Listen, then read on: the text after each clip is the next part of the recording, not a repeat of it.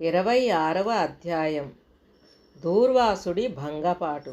దూర్వాసుడు ప్రాణభీతితో లోకాలన్నింటినీ తిరిగి చివరకు వైకుంఠం లోకానికి చేరుకున్నాడు. హే మాధవ, మధుసూదన, కోటి సూర్య ప్రభాసమానమైన నీ సుదర్శన చక్రం నన్ను సంహరించుటకు వస్తుంది. నువ్వే నన్ను రక్షించాలి. పాహిమాం దేవా, పాహి పాహి అంటూ విలపించాడు. దూర్వాసుడి ప్రయాసని చూసి చిరుమందహాసం చేసిన శ్రీహరి, దూర్వాస, ఈ విశ్వానికి నేను దైవాన్నైనా నాకు మాత్రం బ్రాహ్మణులే దైవాలు. కానీ నీవు సద్బ్రాహ్మణుడివి, రుద్రాంశ సంభూతుడివి అయి ఉండి అంబరీషుణ్ణి అకారణంగా శపించావు. పారణకి వస్తానని చెప్పి స్నానార్థమై వెళ్ళి సకాలంలో ఎందుకు తిరిగి రాలేదు? ఆలస్యంగా రాదలుచుకున్న వాడివి ముందుగా ఎందుకు చెప్పలేదు? నీ కోసం ఎదురు చూడకుండా కనీసం 12 గడియలు గతించకముందే పారణ చేయడానికైనా ఎందుకు అనుమతిని ఇవ్వలేదు? కానీ కొన్ని క్షణాల ముందే వ్రతభంగానికి భయపడి మంచినీళ్ళని మాత్రమే తీసుకున్నాడు అంబరీషుడు. కానీ కావాలని నిన్ను అవమానించలేదు.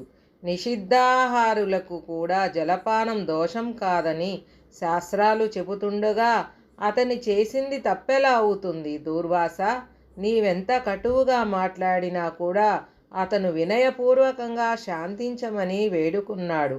అంతేకాని నీలా కోపం తెచ్చుకోలేదు. కానీ తాపసి విసద్బ్రాహ్మణుడివై కూడా అహంకారివై అమాయకుడైన అతన్ని 10 దుర్భర జన్మలను అనుభవించవని శపించావు. నీవలా శపిస్తే నేను చూస్తూ ఊరుకోగలనా? నా భక్తుడిని రక్షించుకోవడం కోసం నీ శాపాన్ని నిమిషంలో త్రిప్పివేయగలను. కానీ బ్రాహ్మణ వాక్యం పట్టి ఒట్టిపోయిందనే లోకోపవాదం కలగకుండా ఉండడం కోసం అంబరీషుడి హృదయంలో చేరి నేనే నీ శాపాన్ని సవినయంగా స్వీకరించాను. గృహ్ణామి అన్నది నేనే గాని అంబరీషుడు కాదు. లోక సంరక్షణార్థం నీ శాపాన్ని నేనే అనుభవిస్తా అంటూ శ్రీహరి ఇంకా ఇలా తెలియజేశాడు. దూర్వాస, నీ శాపం ప్రకారం ఈ కల్పాంతన దుష్టుడునైనటువంటి శంఖాసురుణ్ణి సంహరించేందుకు శిష్టుడైన మనువు నుద్ధరించేందుకు మత్స్యావతారిగా అవతరిస్తాను. అది నా మొదటి జన్మ. నా 2వ జన్మగా దేవదానవుల క్షీర సాగరాన్ని మదించే వేళ మందగిరిని మోపున ధరించడానికి కూర్మావతారుడినవుతాను. ఆపై భూమిని ఉద్ధరించేందుకు హిరణ్యాక్షుణ్ణి చంపేందుకు వరాహమూర్తినవుతాను. హిరణ్యకశిపుణ్ణి సంహరించడానికి వికృతానం గల నరసింహ అవతారాన్ని దాలుస్తాను. సర్వదేవతా సంరక్షణ కోసం దానవుడు అయిన బలి అనే వాడిని శిక్షించేందుకు వామనుడినవుతాను. ఆపై త్రేతాయుగంలో జమదగ్నికి కుమారుడిగా పరశురాముడిగా పుట్టి సాయుధ బ్రాహ్మణుడినై దుర్మదాంధులైన రాజులను సంహరిస్తాను. ఆ తదుపరి రావణ సంహార్థమై మాయా మానుష విగ్రహుడైన దశరథ రాముడిగా అవతరిస్తాను. ద్వాపరంలో జ్ఞానిని బలిష్ఠిని అయి ఉండి కూడా రాజ్యాధికారం లేకుండా కృష్ణుడిగా జన్మిస్తాను. కలియుగారంభాన పాషాండ మత ప్రచారకుడినై బుద్ధుడిగా పుడతాను.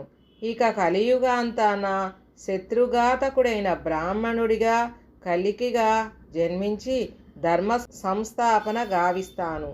దూర్వాస, నా ఈ దశావతారాలను, ఆయా అవతారాలలోని మహిమల్ని లీలల్ని ఎవరు విన్నా, ఎవరు చదివినా, ఎలాంటి వారు తెలుసుకున్నా వారి యొక్క జన్మాంతరాల పాపాలు నశించిపోతాయి.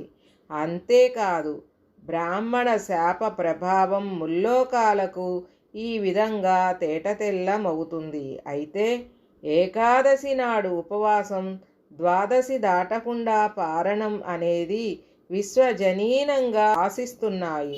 అటువంటి వైదిక ధర్మాచరణం చేసినందుకు గాను అంబరీషుణ్ణి శపించింది చాలదన్నట్లు తిరిగి మరో ఘోర శాపాన్ని ఇవ్వబోయావు. కానీ బ్రాహ్మణుడివైన నీ వాక్యాన్ని సత్యము చేయటం, భక్తుడైన ఆ రాజును రక్షించుకోవడం రెండూ నా బాధ్యతలే. కనుక తిరిగి శపించబోయే నిన్ను నివారించడానికే సుదర్శన చక్రాన్ని ప్రయోగించాను అని తెలియజేశాడు శ్రీమన్నారాయణుడు. హరి ఓం తస్సత్. 26వ రోజు పారాయణ సంపూర్ణం.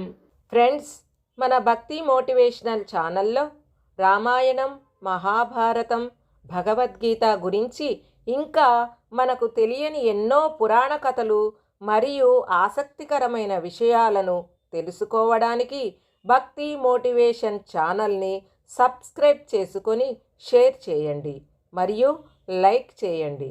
Thanks for watching.